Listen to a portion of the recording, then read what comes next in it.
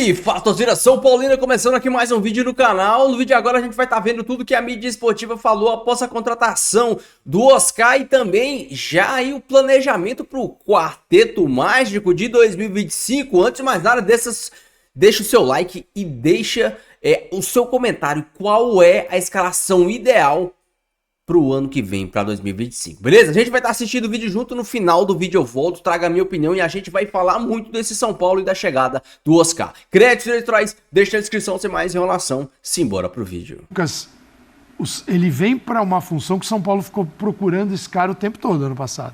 Era o Lucas por dentro, era o Luciano jogando ali, o Wellington Rato tá contundido, aí volta. Agora, com esse trio que o Birner citou, você tem todo tipo de características. Tem o Lucas, que é um cara que conduz a bola. É impressionante como ele conduz e ataca e chega na área. Você tem o Oscar, que a gente viu ali o número de 27 assistências. Impressionante, né? 16 gols, 27 assistências. É um absurdo. Em contexto nenhum, né? Em 15 já estava... 27 é um absurdo. Então, em 39 jogos. Mostra que é um cara que está o tempo todo buscando deixar o companheiro em situação de gol. Isso é fantástico, fantástico. E o Luciano, que é um cara mais agressivo dos três, colérico, assim. Então, você tem perfis completamente diferentes. Uma coisa que o Zubeldia falou que queria na entrevista aqui para abastecer o Caleri. Aí tem o outro lado que o Birner citou. A gente falou de 4 jogadores bem ofensivos, mas você tem 2 momentos muito claros para resumir o jogo, né? Quando você tem a bola e quando você não tem. Quando você não tem, você luta para recuperar. E o Luciano também, se não me engano, todos com mais de 30 anos. Então, o Alisson também, que é titular. É preciso tomar cuidado com isso, né? O Lucas tem 32, o Oscar tem 33. Isso pesa porque assim, não é a China. Na China é diferente. Eu acho que esse é o ponto a ser observado. Há 8 temporadas no futebol chinês totalmente adaptado a um estilo de jogo e a gente precisa esperar e dar um tempo a ele de se readaptar ao futebol brasileiro. Mas o Lucas veio e brilhou. O Lucas veio da Inglaterra. Você vem da Inglaterra para o Brasil e você vem da China para o Brasil. Você joga esportes completamente diferentes. Rotação completamente diferente. Completamente diferente. O cara que vem da Inglaterra, você precisa falar para ele: ei, calma. Calma, dá uma maneirada aí. Calma, tá muito nervoso, calma. E o cara que vem da China, adaptado, talvez ele tenha que encarar uma outra... Dá uma aceleradinha. Como diria o de Birner, encarar uma outra dinâmica, entendeu? Assim, No caso do Oscar, se tecnicamente ele vier bem, não vai ter. Quando você fala do Lucas, o Lucas entrega tudo. Entrega a marcação e entrega com a bola. Então esse nunca vai ter problema, porque ele também se comporta como operário. Então depende do perfil do jogador e do que ele consegue gerar de positivo. Quando você pega esse cara que tem um salário muito superior dentro do elenco e os outros têm que carregá-lo nas costas, não vai dar certo. Quando esse bambambam justifica tudo o que ele é, porque é o seguinte, o Oscar tem uma história, é seleção brasileira, é no São Paulo, tá? Não é um jogador, né, desconhecido, ele é um jogador que a gente está vendo aqui as imagens, acho que deixa o torcedor são paulino super ansioso, porque ainda mais com aquele número absurdo de 27 assistências. Então, você imagina, é um cara que está ligado o tempo todo em passar a bola. Ele não está preocupado em eu vou resolver. Ele resolve dando gols para os companheiros. Isso é fenomenal. Então, se ele conseguir levar isso para o time de São Paulo, realmente ele transforma a equipe. E essa tela traz os números, os 40 jogos, os 16 gols e as 27 assistências, mais o mapa de calor. E é engraçado, antes da tela entrar, era um lance dele entrando pela esquerda, um contra-ataque, em diagonal para fazer um gol. No mapa de calor ele joga, você percebe que ele roda bastante, mas um pouco mais pela esquerda. Quando o Zubeldia deu entrevista para o Plihal... No Bola da Vez? No Bola da Vez... Ele fala, ótimo, inclusive. Então, excelente. Ele explicou essa situação. E aí o Oscar se enquadra exatamente naquilo que o Zubeldia, que não recebeu os jogadores que queria até agora, disse que faltava. Porque falando assim, precisamos de um 10. Eles estão o Rames, né? Não, o Rames joga atrás do centroavante. Não, atrás do centroavante joga Luciano. Estou repetindo o que o Zubeldia disse. Luciano tá mal? Luciano tem tantos gols por ano. Luciano não tá mal. Como você tira o Luciano da equipe? O Lucas joga pela direita e consegue vir por dentro. O Oscar mais pela esquerda, construtor, consegue vir por dentro. O Lucas, condutor de bola, drible, jogador que abre marcação com drible. O Oscar com passe. Luciano chega próximo do atacante, quase o centroavante. Você tem perfis que e os três rodam. Complementa. Realmente, quando a gente fala de construção, bola na frente, se o Oscar vier bem, não só tem lógica, como o São Paulo pode ficar muito otimista. Exatamente. A única questão é o que vai acontecer quando o São Paulo perder a bola e como o São Paulo vai lidar com uma temporada com muitos jogos, né, com jogadores que já estão todos ali com 30 anos ou mais. Uma pergunta para vocês. A gente citou 2 casos, 2 nomes, o Lucas... Jogadores que eu falo entre os melhores que tem na equipe, não o elenco todo. A gente citou o Lucas e o Birner, no último comentário, mencionou o Rames. Eles chegaram na mesma faixa de ano, foram apresentados juntos num pré-jogo do Atlético Mineiro, até no Campeonato Brasileiro, aquele que o Hulk faz um golaço de longe, que o Rafael não alcança. Me parecia claro ali que eram contratações que a gente sabia mais ou menos o desfecho. Você olhava o Lucas e falava, cara, tem muita chance de dar certo. Para dar errado, precisa algumas coisas conspirarem. E o Rames era aquela coisa que, Rames dá certo. A essa altura do campeonato. O Oscar está no meio desses... Não é um tiro tão certo que nem o do Lucas, mas ninguém acha que vai ser como o Rames. Como é que você vê? Eu vejo o Oscar, se ele tiver dificuldade no início, no futebol brasileiro, numa readaptação, ele vai tentar superar isso. No Rames... Ele é a dificuldade. O Oscar é comprometido. O Rames não está nem aí, cara. O Oscar é comprometido, o Oscar é profissional e o Rames não está nem aí. O Rames não joga... Ele foi contratado pelo Raio Vallecano. Já querem matar ele lá. Não, já não, nem para o banco ele está indo mais. No Raio Vallecano. No banco, não tem... banco, sequência de partidas fora do banco. Então, como é que eles conseguem cair nessa? Porque aí vem um jogo da Colômbia... Nossa, na Colômbia. Aí acabou aquele jogo da Colômbia. Mas ele está a fim de competir. Então, pela Colômbia ele compete. Então, é uma escolha. Cara, mas isso daí é conhecido no meio do futebol. Sim. Então, assim, o São Paulo não deveria... Aí é um erro do clube de entrar nessa. Sim. Porque, assim, o que dirigente adora também é trazer nome grande e tal, porque, você, olha como eu estou trabalhando. Olha aqui o que eu trouxe. Olha que cara gigante vai jogar com a nossa camisa. Então, mas ele precisa entregar. Então, assim, eu vejo o Oscar com um enorme interesse. Ele não vem aqui para enterrar a carreira dele no Brasil. Sim. Vem. E ele não está nessa idade, não está nessa fase. Se ele optou, ele vem para jogar e para fazer a diferença. Então é preciso dar um tempo a ele, para a gente ver como é que vai ser. Ninguém pode garantir. Ele não pode, Subeldia não pode, o presidente jogar, treinar. O que não pode fazer é isso que assim, a gente está falando de um cara que tinha um calendário na China legal. Agora vai ter uma insanidade no Brasil. Então, sim, o São Paulo não vai ter 70 jogos, esse ataque que a gente acabou de falar aqui, não vai jogar junto 70 partidas. Tem jogo que você tem que tirar, tem que pôr o outro, porque é insano. E esses caras vêm e agora tem o quê? Uma semana quase de preparação para jogar no verão. Nos Estados Unidos e em São Paulo. Não faz calor aqui, né, no verão. Quase nada. Nem chove, tal, o Carmado fica... Então, esses caras vêm para tomar tudo, eu preciso tomar muito cuidado. Quando o Birner fala, acho que você vai quer disputar o Campeonato Paulista... A orientação do São Paulo, por enquanto, é essa. Então, aí... Não dá, né? Aí não dá. Aí, sim, Paulista você tem que suportar. Sim, mas sair com tudo, você pode arrebentar teu time, porque eles estão, sabe o que eles têm na cabeça? Eles vão parar na metade do ano. Então, assim, vai ser diferente a temporada. Arrebenta os caras agora que eu dou 10 dias de férias para eles quando parar para jogar um Mundial. E sabe que o que mais me chama a atenção, se isso realmente acontecer, que não aprendem. Porque quando o São Paulo ganhou o estadual, que quebrou o jejum, não quebra jejum nenhum estadual, mas quebrou o jejum vendido, e quando fala estadual, aqui é mundial, porque obviamente a pequena, o clube, para quem conhece a história do São Paulo, de como o São Paulo tratava o estadual na época do Tele Santana, quando o estadual ainda era muito grande, a discussão se era maior estadual Libertadores, aquela coisa do começo dos anos 90, no restante da temporada, o São Paulo literalmente implodiu. Caio Crespo, fazer o jogo de perseguição individual, o time fisicamente não consegue fazer o jogo, era óbvio que ia arrebentar fisicamente a temporada, porque o São Paulo emendou no pós-Covid uma temporada na outra, não deu férias para os jogadores, né? não teve pré-temporada direito, o São Paulo chegou fisicamente melhor que os outros, o estadual foi lá e ganhou o estadual. O São Paulo foi salvo do rebaixamento na penúltima rodada, que foi seu último jogo no Morumbi, contra o Juventude, numa vitória por 3-1. Porque as temporadas... não foi isso, não foi isso, não foi... Passado algum tempo, as pessoas que participaram daquilo vão dando entrevista, não, foi isso.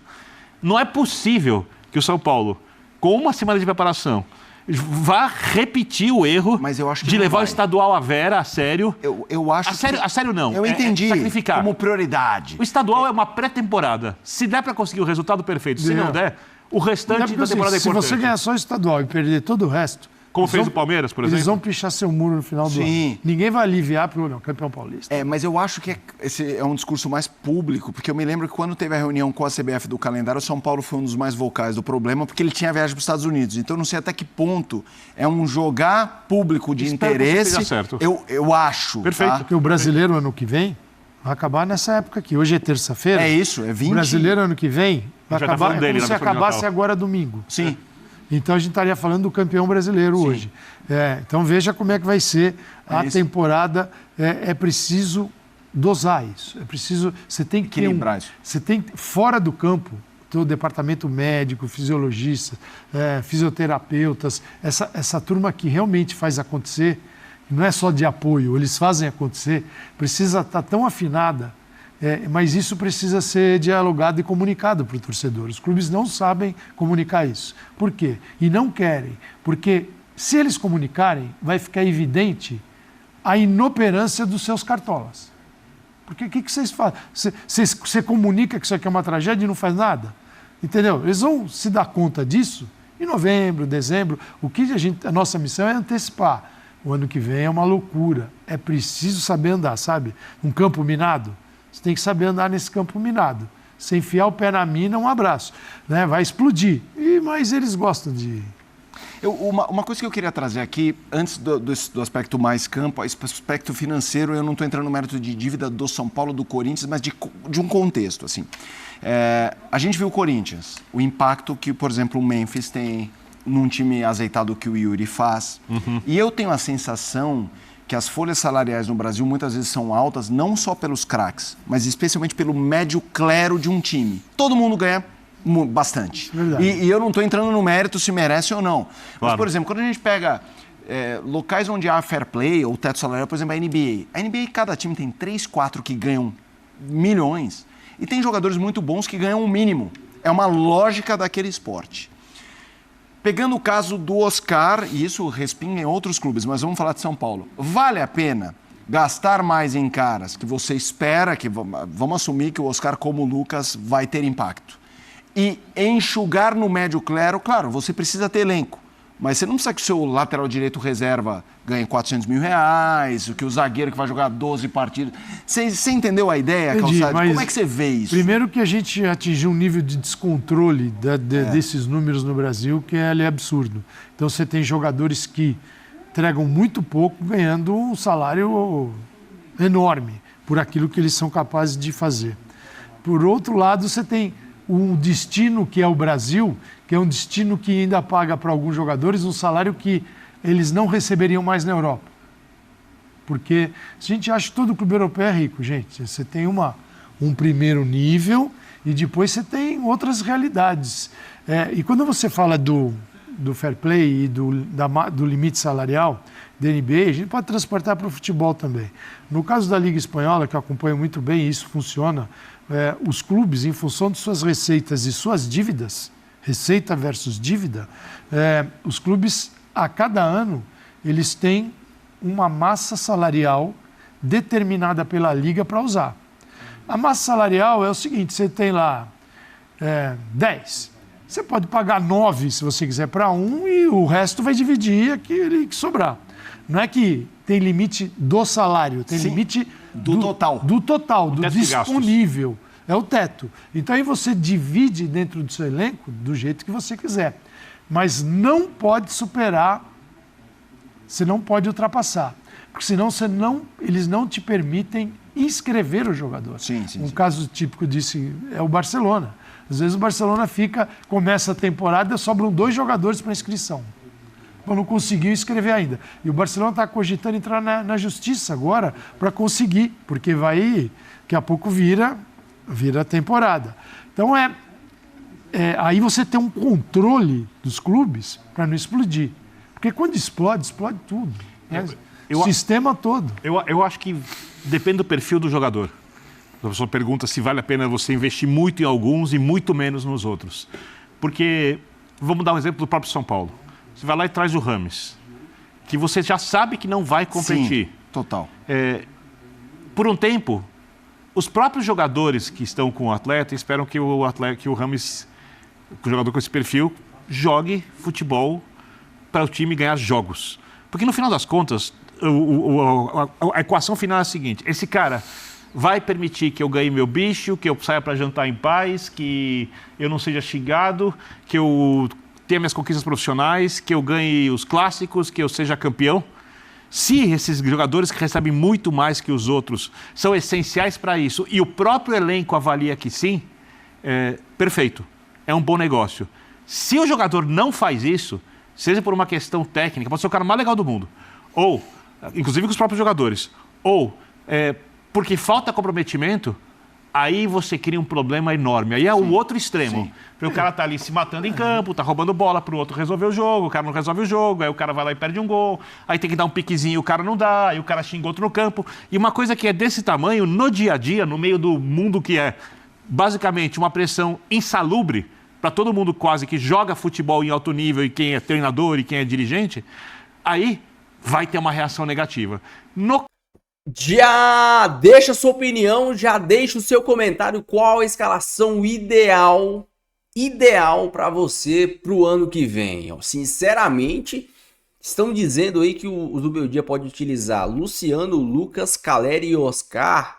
Isso não me agrada. Eu prefiro um time com 2 pontas e assim, cara, sinceramente, o Zubeldia ficou com esse maldito 4-2-3-1 a temporada toda com o Luciano atuando por dentro. E você colocava Luciano por dentro, Ferreirinha de um lado e Lucas do outro. Não é possível que agora que o Oscar chegou, que o 10 chegou, o Zubeldia vai tirar o Ferreirinha, que é um jogador que cisca, que cria jogada rápido, com velocidade, que diferente do Lucas, o Lucas ele é um meia ponta, ele atua mais como meia do que como ponta. O Ferreirinha ele é o ponta mesmo, aquele cara que fica lá aberto em cima da linha para dar amplitude pro time. Não é possível que agora com a chegada do Zubeldia, com a chegada do Oscar, o Zubeldia vai trocar o esquema só para deixar o Luciano dentro de campo. Ah, o Luciano, ele entrega 18 gols na temporada. Beleza, tudo bem. Ele entrega, ele pode, mas pelo menos tenta, pelo menos vê como vai ser esse time com o Oscar atuando por dentro, o Lucas por um lado e o Ferreirinha por outro e o Caleri de centroavante. Pelo menos tenta. Lógico, em outras partidas você pode sim utilizar o Oscar de meia direita, o Lucas de meia esquerda, Luciano e Caleri lá na frente.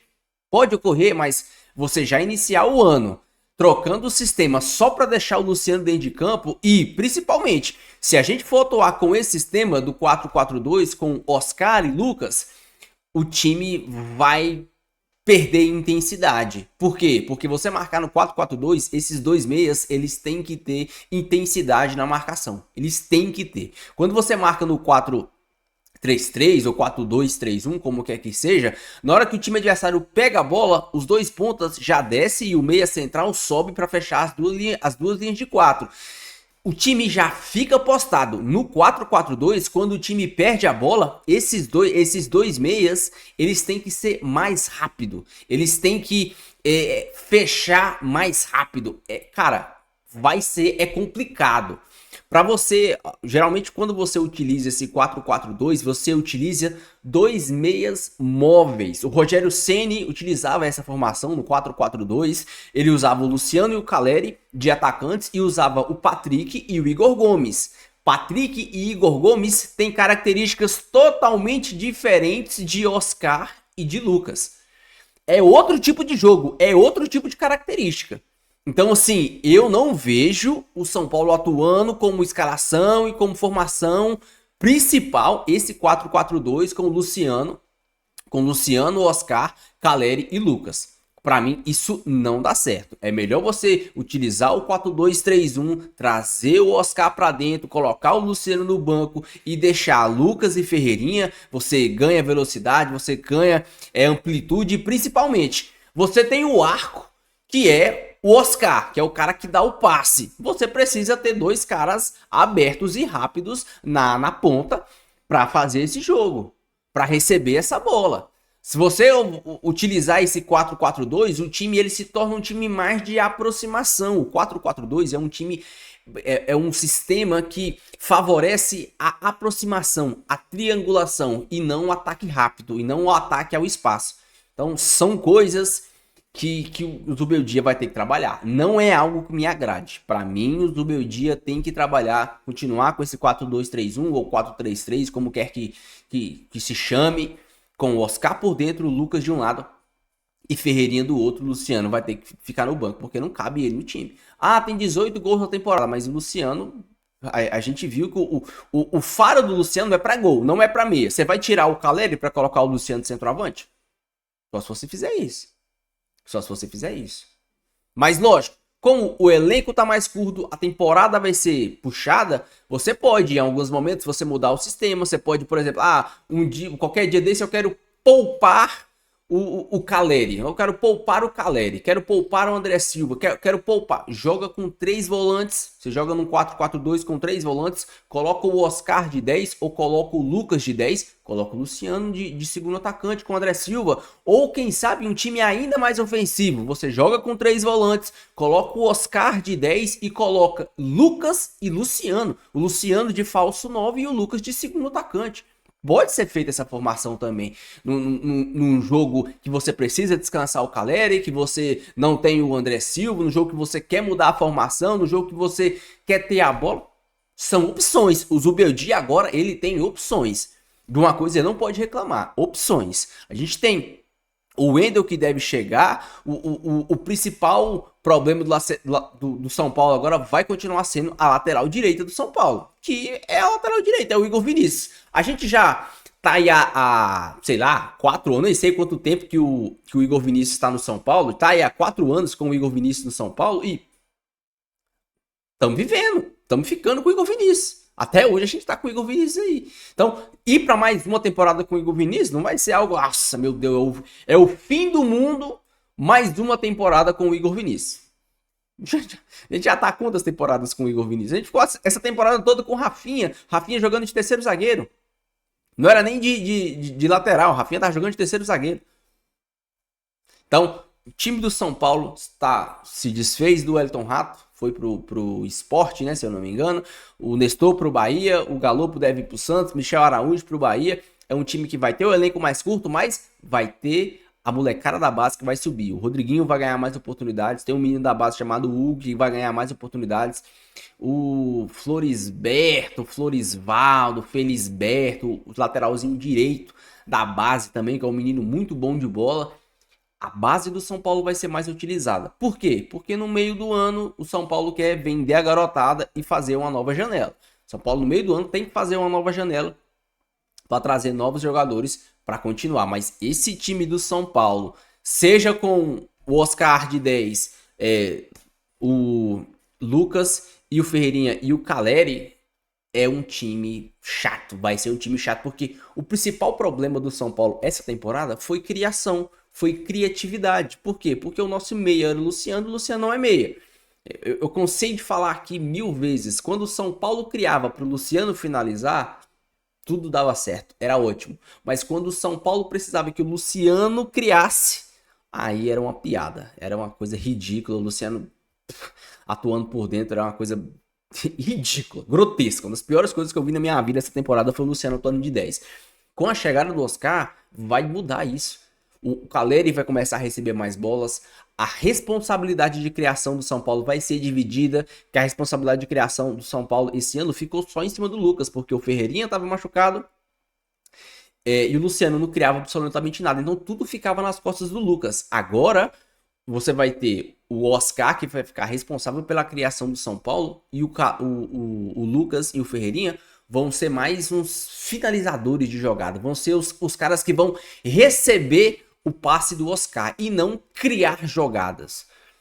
O Oscar vai criar, o Lucas vai correr e essa bola vai chegar. O Lucas vai dar a bola, o Oscar vai fazer 1-2, o Oscar vai virar a bola no Ferreirinho, o Oscar vai achar o passe no fundo pro Caleri. Cara, assim, sinceramente, eu sei que tem muita gente que tá com o pé atrás com o Oscar, mas eu tô bem otimista com o Oscar no São Paulo. Eu acho que ele vai dar um grande retorno pro time do São Paulo. Quero que você deixe a sua opinião, deixe seu comentário, não esqueça de deixar o seu like e se inscrever no canal, beleza? Fiquem todos com Deus, até o próximo vídeo e valeu!